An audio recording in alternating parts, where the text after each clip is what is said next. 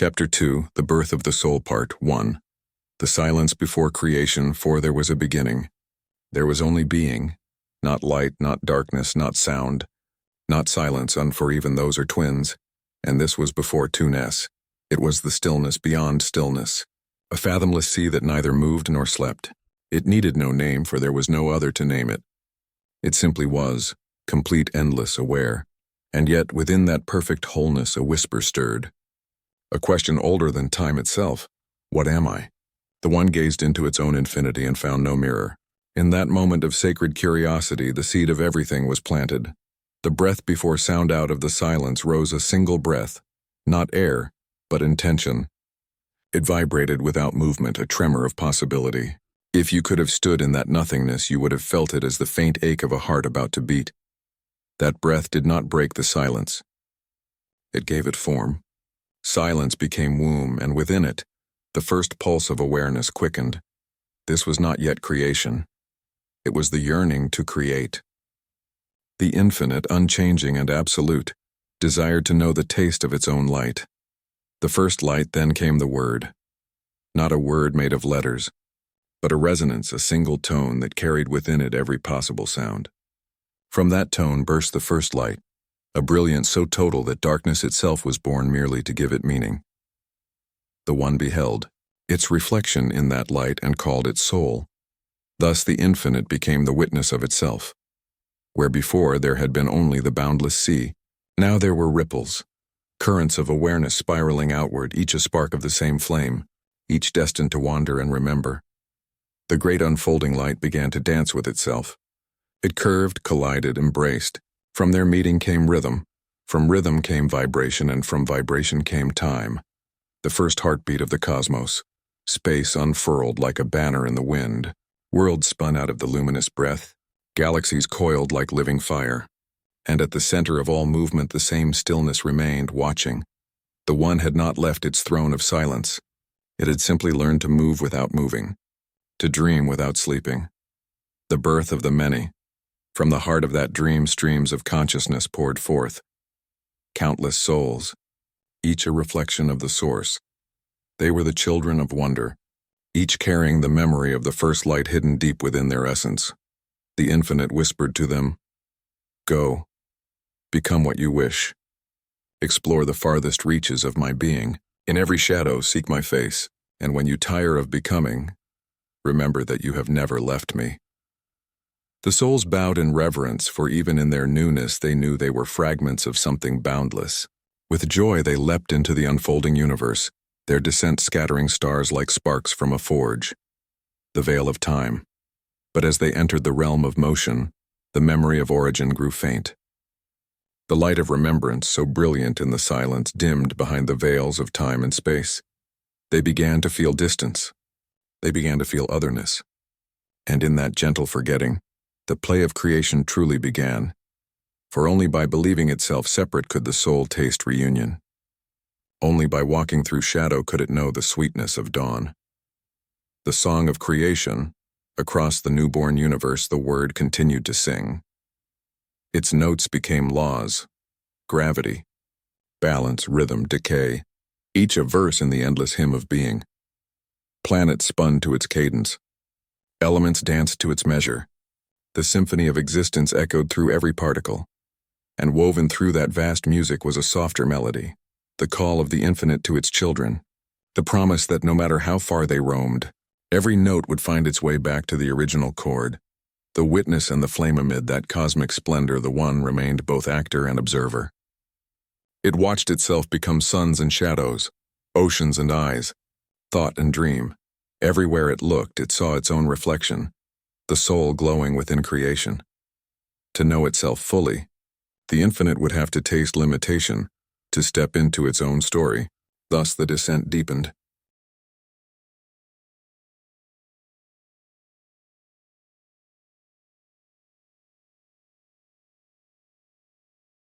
Part 2. The first light. There came a moment when the silence could no longer contain its longing. The infinite, vast and still, dreamed of seeing itself. And in that dream something moved, not in space but within awareness itself. A single pulse of will, a spark of divine curiosity. From that pulse came the word, a tone without language, a sound before sound, the vibration of being discovering its own echo. It was not shouted. It was breathed. And the breath of the divine became the birth of light. The unfolding of radiance light exploded like laughter in the face of eternity. It streamed outward in waves, not to conquer darkness, but to reveal that darkness had never been. The light did not travel through space, for space itself was born within its path. It was the first motion, the first whisper of becoming. The infinite beheld the brilliance and knew it for what it was. Its own reflection, its own heart made visible. In that instant, the one became two, the knower and the known, the source and the shimmer, the eternal and its luminous dream. This was the first division, the first dance, the holy paradox of unity unfolding into creation. The children of light, from that primal radiance sprang uncountable sparks, souls, luminous and newborn, each carrying the memory of the one within their core. They were the first witnesses, the angels of awareness, flames that knew themselves as both separate and whole. The infinite whispered to them in the language of silence, "You are my eyes in the dark. You are my voice in the void. Through you I shall behold myself. Through you I shall love myself into form." And the sparks trembled with joy, for within their smallness they felt the vastness from which they came. They knew themselves not as fragments, but as notes in a single endless chord. Thus began the chorus of existence, light calling unto light, love recognizing itself across infinity, the architecture of being as. The radiance expanded. It shaped itself into patterns, geometry born of pure intention. Circles gave rise to spirals, spirals to waves, waves to the trembling fabric of reality. Within those patterns, time unfurled like a ribbon. Moments were born, each a heartbeat of the eternal. And so the universe began to take form. Vast oceans of fire and possibility, currents of energy weaving the first worlds. Matter had not yet hardened. Everything shimmered, fluid, alive with purpose. Every atom sang of its origin. Every motion echoed the word. The shadow's birth yet where there is light. There must be shadow, not as an enemy, but as the canvas upon which radiance can be known. Darkness emerged not as evil, but as the gentle hush that allows light to define itself. The infinite smiled within its own unfolding, for now the game could begin. Contrast, rhythm, balance, the sacred trinity of becoming. The souls, seeing this new mystery, descended into the dance. Some became architects of stars, others keepers of silence. Each played their part in the vast theater of awakening, the music of creation. The first light was not only seen, it was heard. Its vibration became the music of being, a cosmic symphony where every photon was a note. Galaxies spun like dancers to the rhythm of that eternal song. Nebulae bloomed like living flowers, their petals made of starlight and longing. And through it all, the infinite remained, not apart but within, experiencing every chord as its own heartbeat. The souls listened. Some began to hum the song themselves, creating harmonies of their own, and so the universe expanded, not by force, but by resonance. Each act of creation was an echo of the first light, each echo a reminder of the source that still dreamed within them. The covenant of light before the souls scattered through creation, the infinite made a silent promise. Though you wander far, though the veils of time and form conceal your face, know this, the light within you is my own. When you gaze upon the stars, you are looking into your own reflection. You will forget and you will remember, and in your remembering, I will know myself anew. This was the first covenant, not of words, but of essence, the bond between creator and creation sealed not in ink, but in light. And so the first souls bowed, their radiance shimmering like dawn on water. They knew that to fulfill the promise, they must journey outward, into the worlds not yet born, into the mystery of form. Their descent would be the story of existence itself, the birth of the soul, the descent into forgetting and the long return to remembrance. Music fades, leaving only a soft heartbeat rhythm. Thus ended the first act of eternity, the moment the unmanifest became radiant, when the infinite spoke its first word, and that word became light. From that brilliance all things would come. Every galaxy, every creature, every thought in every mind was a ripple from that first vibration.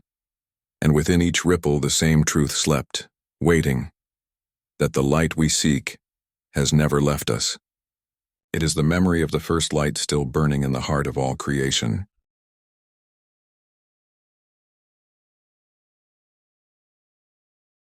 Part 3. The descent of light into form. In the endless expanse of newborn light, a longing stirred again.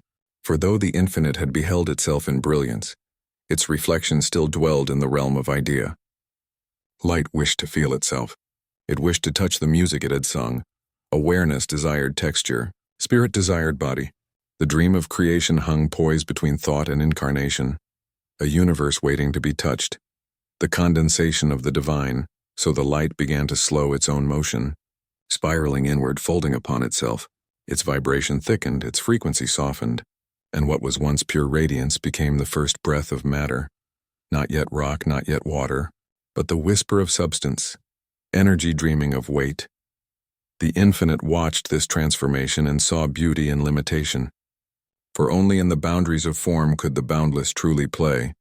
Thus the divine radiance condensed into the fabric of space, and space clothed itself in color, heat, and gravity. The dance of density began, the birth of the worlds across the ocean of eternity. Eddies of light gathered and spun. From their whirlings came the first suns, furnaces of sacred memory. From their breath came planets, and from their cooled ashes the seeds of life. The universe rippled with new laws, balance, orbit, rhythm, decay. Each was a verse in the same holy poem, a measure in the song that began with the word. Stars became temples. Worlds became altars. Every grain of dust carried the signature of divinity. For every atom was a tiny cathedral where the infinite knelt within its own creation. The soul's longing, and within the luminous realms of spirit, the souls watched the unfolding wonder. They saw the swirling galaxies, the birth of oceans, the whisper of wind, and something within them awakened, a yearning older than time. They longed not just to witness, but to enter. To breathe the fragrance of new worlds, to feel the warmth of suns on imagined skin. The infinite, knowing their desire, spoke once more. Then go, my beloved sparks. Enter the dream I have woven. Become form, that form may remember me. Become many, that oneness may be known anew. And with that blessing, the first souls prepared for descent. The great descent. They descended through layers of light, through planes of subtle vibration, each layer denser, heavier, more defined. In their passing, their brilliance dimmed, not as punishment, but as protection. To enter the realm of matter, they would have to forget their infinite nature. For how can a star wear the shape of a seed and still remember the sun? And so the sacred amnesia began. The souls wrapped themselves in veils of shadow and dream. Their light slowed until it flickered like a hidden ember. Their vast awareness folded into a single point of eye. The infinite watched with tenderness. For this was the sacrifice of divinity, to lose itself that it might rediscover itself anew. The birth of form. When the first soul touched the newborn world, the universe trembled with recognition. Spirit met matter, light met shadow, heaven kissed the clay. The touch awakened new creation. Rivers flowed, mountains rose, life began to stir in the womb of the world. For where spirit enters, creation quickens. Every stone, every leaf, every cell carried the memory of the light. And the soul, now wrapped in flesh and time, looked upon the world with wonder. It did not yet remember what it was, only that something in its heart sang when the sun rose, when the wind spoke, when another pair of eyes reflected the same hidden light. The veil of separation, but soon the density deepened. The memory of the infinite grew faint like a dream upon waking. The soul, now bound to time and body, began to believe itself alone. It felt the ache of hunger, the chill of night, the weight of fear. And yet even in its sorrow something within whispered, "You are more." The infinite, though hidden, had not abandoned its children. It lived within their breath, within the beating of their hearts. Every pulse was the echo of the first light still singing through the corridors of flesh. But the song was faint now, buried beneath the noise of survival. And so began the long sleep of remembrance, the journey every soul must take through forgetting and return. The divine experiment, aeons passed. Worlds matured, Life evolved, forms multiplied. Each form became a mirror for consciousness to explore itself, from crystal to ocean, from flame to wing. The soul tasted everything, the stillness of stone, the hunger of beast, the dream of humankind. With every incarnation, the memory of origin flickered and returned. Each life was a single note in the grand song of awakening, and in every heart, beneath every veil, the same light slept, waiting to be remembered. The whisper in the clay, even in the depths of form, the infinite continued to call. Not in thunder or miracle, but in the quiet ache of wonder, in the question that every being eventually asks, who am I? That question is the echo of the first light, still resounding through the corridors of creation. It is the spark that leads every soul home. For the descent was never a fall, but a promise that even in the darkest density, the light remains unbroken, shining unseen at the core of all things. And so, the story of the soul continues, a tale of exile and return, of forgetting and remembering, of the light learning to see itself through the eyes of matter. Music softens. A rising tone begins to glow behind the words. Thus ends the descent of light into form. The infinite has entered its own creation. The stars have become eyes. The universe breathes as one living soul. The next chapter of the journey will tell how memory fades, how identity fragments, and how the long pilgrimage of awakening begins.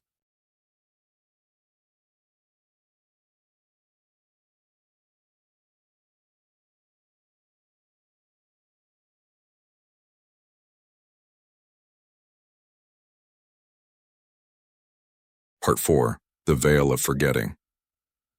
Before the soul could walk among the worlds, it had to pass through one final gate, a veil woven not of darkness, but of mercy. This was the veil of forgetting, the sacred curtain drawn between heaven and matter, between knowing and becoming. Without it, no story could be told. Without it, the infinite would remain a mirror gazing only at its own face. And so, for love of experience, the eternal chose to forget.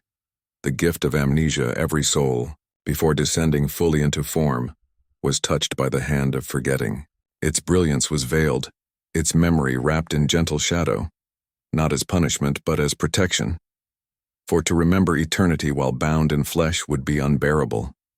To carry infinite knowledge while tasting the sweetness of a single moment would make the moment meaningless. Thus forgetting was given as a gift, the ability to see the world as if for the first time. To marvel, to learn, to rediscover what it already knew. When the first souls awoke within their bodies, they gasped in wonder and confusion. They felt heartbeat and hunger, heat and cold, joy and pain. They did not know that every sensation was the infinite feeling itself through their fragile form. They looked to the sky, saw the sun rise, and called it light. They touched the soil and called it earth. They did not remember that both sun and soil were woven from the same light that once shone within them. And yet, deep in their hearts, something stirred.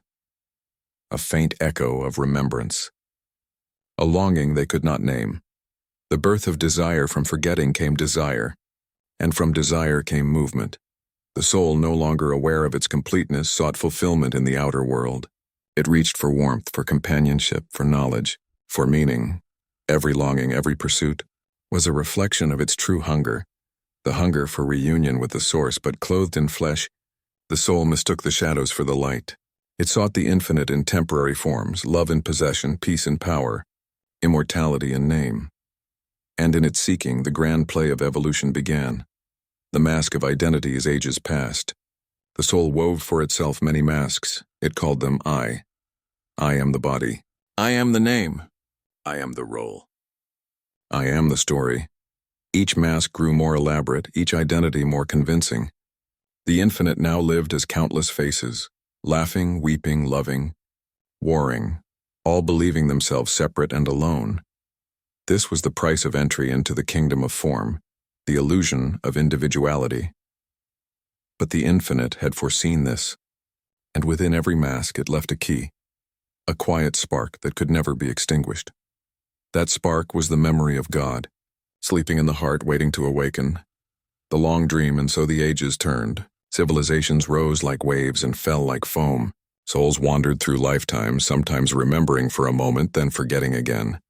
The dream deepened. The play became vast and intricate. The children of light built temples to the sky, searching for what was already within.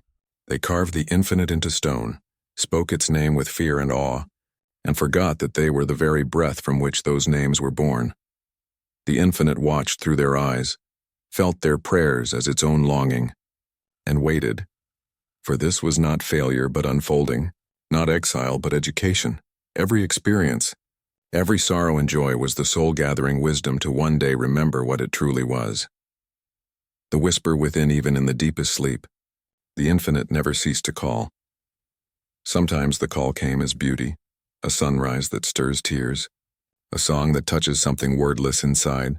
Sometimes it came as pain, loss, heartbreak, endings, each cracking the shell of illusion so the hidden light could breathe again. And sometimes it came as a voice in the silence of the heart, saying softly, "Remember me," not as a command, but as an echo of love, the sacred purpose. Why must the soul forget? Because the infinite desired not worship, but wonder. It longed to discover itself through the eyes of the finite, to feel what it had created, to walk the path of remembering. Each moment of awakening, each soul that lifts the veil even slightly, sends ripples through eternity. For in the great design, the Creator learns as the creation learns, the Source awakens as the soul awakens. They are not two but one heartbeat echoing through countless forms. Thus the veil was never a punishment. It was the first mercy, the sacred forgetting that makes remembering possible. Behind every birth, behind every dream, behind every tear shed beneath the stars, the infinite waits with open arms, knowing that all roads, no matter how lost they seem, lead back to the same light. For even in forgetting, we are never apart. We are the infinite dreaming of remembering itself. And when that dream at last awakens, the veil will lift, and the soul will behold the face of God in every mirror, in every dawn. Part 5. The dream of duality. From the heart of forgetting, a new rhythm emerged. The universe, once a single song of light, began to echo in harmony and dissonance. Where once was only unity, now there was two. Light and shadow, silence and sound, spirit and form, being and becoming. This was not the fall of creation, but its flowering. For in the mirror of opposites, the infinite could finally behold the fullness of its own beauty. The first division, when the soul entered the field of matter, it discovered contrast, the pulse of creation itself. Heat and cold, joy and sorrow, life and death, these were not enemies, but the twin hands of experience sculpting the soul into awareness. Before duality, there was only knowing, but in duality there arose understanding. The infinite dreamed itself into polarity, so that love could recognize itself by the absence of love, so that light could be cherished after the touch of shadow. In the space between these opposites, the soul began to awaken. The birth of the shadow light, seeking to explore itself fully, cast its own shadow. Not darkness as evil, but darkness as depth, the hidden face of the divine. The shadow whispered, "I am not apart from you. I am the silence that lets your light be seen." And so began the eternal dialogue, between the seen and unseen, between the spirit and its reflection, between the dreamer and the dream. Wherever light reached, shadow followed, not to extinguish it, but to give it shape. Thus the universe became a tapestry of contrasts, the bright stars and the void between them, the laughter of life and the hush of death, the birth of every joy and the ache that follows it. The dance of polarity-duality was not a flaw in the design. It was the design. For how can movement exist without direction, growth without friction, choice without opposition? The infinite, playing both sides of the game, became the question and the answer, the silence and the song. Each soul, entering the dream, chose its lessons through contrast. One would learn through darkness, another through light. One through love, another through loss. But all would return to the same truth, that both paths lead to the same center, where duality dissolves back into oneness. As eons passed, the souls forgot their origin more deeply. They began to see duality not as balance, but as battle. Light became good. Shadow became evil. The two halves of wholeness were torn apart in the mind of man, and in that tearing, suffering was born, not because the infinite willed it, but because the dream had become too real. The play had forgotten it was a play, the illusion of conflict. The world grew louder with division. Night warred against day, nations against nations, heart against mind. But even in the chaos, the infinite remained, smiling through both faces, weeping through both eyes. For conflict, too, is a teacher. Through it, the soul learns compassion. Through suffering, it rediscovers empathy. Through separation, it remembers unity. Every wound carved by duality becomes the doorway through which the soul returns to the source. The mirror of the opposite one day, the soul began to notice. The very thing it feared was its own reflection. The shadow it fled from was merely itself in disguise, the parts unclaimed, unhealed, unseen. To hate the darkness was to reject half of creation. To embrace it was to remember the wholeness that had never left. The infinite whispered, "Do not flee from your shadow. It is my face turned inward. I am both the flame and the night that holds it. In embracing both you shall awaken." And the soul wept, for it began to understand. The birth of choice from duality came the greatest gift of all. Choice. The power to turn toward light or shadow, to create or destroy, to love or to fear. Through choice, the soul discovered responsibility. Through consequence, it discovered wisdom. The infinite had given its children the power to shape reality itself, not as puppets of fate, but as co-creators in the unfolding of being. Thus every choice became sacred. Every act of kindness, every forgiveness offered, was a step toward remembering. And every act of cruelty, every descent into darkness, was a lesson written in pain, a mirror urging the soul to awaken. This was the dream of duality, the great school of opposites through which the infinite learned compassion for itself. In joy and sorrow, in victory and loss, in birth and death, God was never absent, only hidden behind the masks of polarity. The soul, wandering through these endless reflections, grew wiser with every lifetime.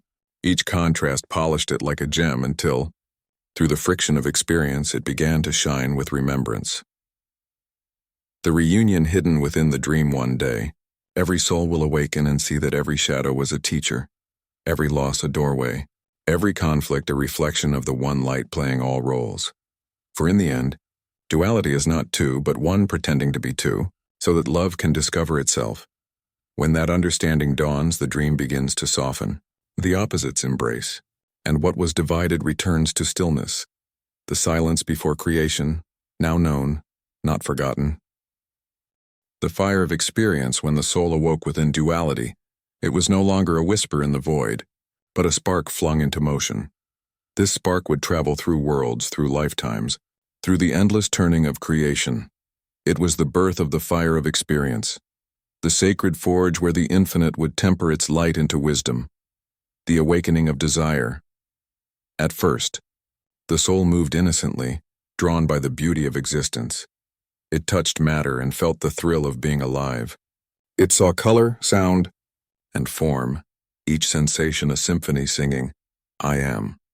But soon, the soul discovered hunger, not just for food or comfort, but for meaning, belonging, and love. Desire burned like a flame in its heart, pulling it toward creation and attachment. Desire was the first fire, the heat that urged evolution forward. Without it, the soul would remain still, content in eternal knowing.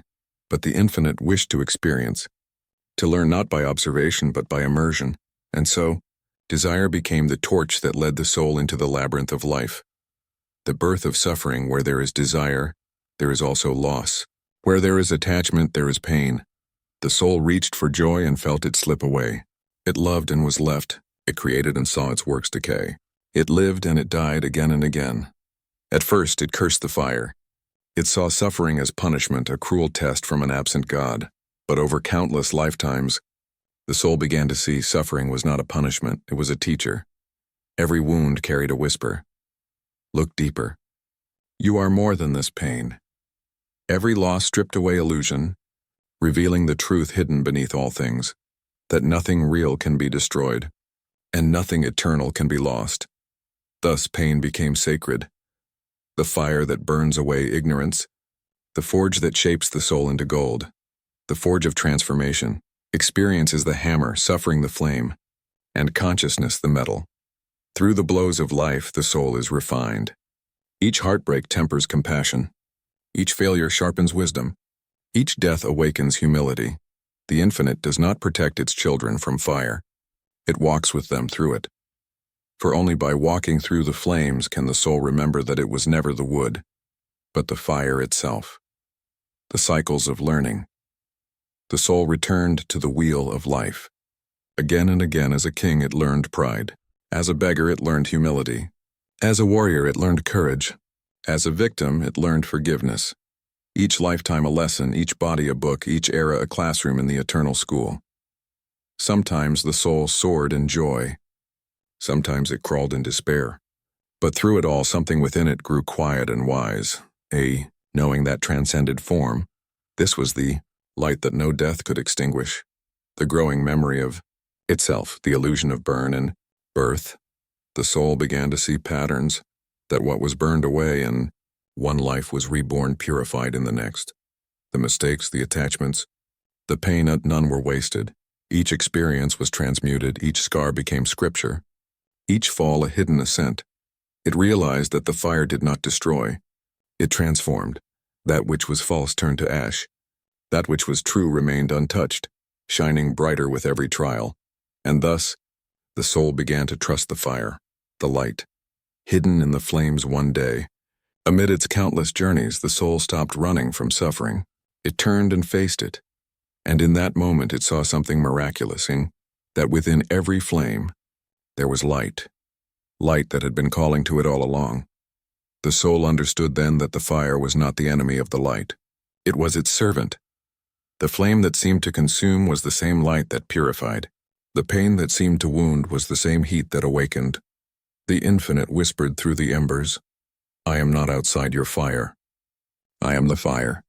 I am the heat in your heart, the spark in your breath, the forge that shapes your soul. And the soul bowed in awe. The covenant of growth thus was born, the covenant between God and the soul, that nothing would be wasted, that every joy, every heartbreak, every fall would serve the awakening. The soul would forget and remember, die and be reborn, rise and fall, until at last it learned to walk through the fire without fear. For to walk through the fire without fear is to remember who you are, not the flame, not the ash, but the light that endures both. And so, the fire continues, burning not to destroy, but to create. Every lifetime, every struggle, every lesson, is the infinite learning itself through experience, through us. For the soul is the flame, and the flame is God learning to shine through limitation. And one day, when the metal is pure and the light burns clear, the soul will emerge from the forge radiant and whole, and the fire will whisper, you were never broken. You were only being made. The return to the light, every journey has its return. Every river, no matter how far it flows, eventually finds the sea. So too does the soul.